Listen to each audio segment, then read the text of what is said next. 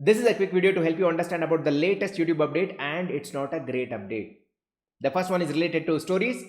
From 26th June, you'll not be seeing an option to create stories on YouTube. If you have created any stories, they'll be expiring in 7 days. If you're somebody who was using stories to engage with your audience, so what next? So in that case, the alternative are where you can leverage on the community tab to engage with your audience. Now, how to do that? Once you go to your channel homepage, you will see an option called as community. Now, if you don't see this feature, that means you are still not enabled. Now, for you to enable that, just click on this info link to watch a complete video on how to enable the community tab.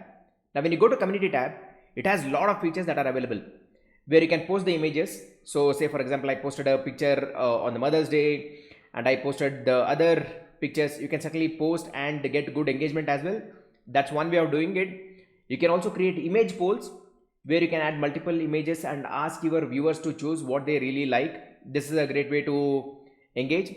You also have text poll where you can write the text and ask for the poll. You can also create the quiz, and you can also share the videos in the community tab. This is a great way for you to engage with your viewers and subscribers. And the second way to engage with your audience is by creating shorts. And also remember, once you achieve 1000 subscribers and achieve 10 million video views, public views in 90 days, you can also monetize and earn money from short videos as well. So these are the two ways to engage with your viewers and subscribers. Now the second update is, now you can do YouTube live with 5.1 surround sound feature as well. Now this is also applicable for the video games. If it is supporting 5.1 surround sound, in that case certainly you can do live stream of video games using that feature as well. Now any viewer who is going to have the playback device which is suitable for that, certainly they will be able to enjoy 5.1 surround sound as well. Now these are the two most important updates. Now comment below, what do you feel about stories being removed?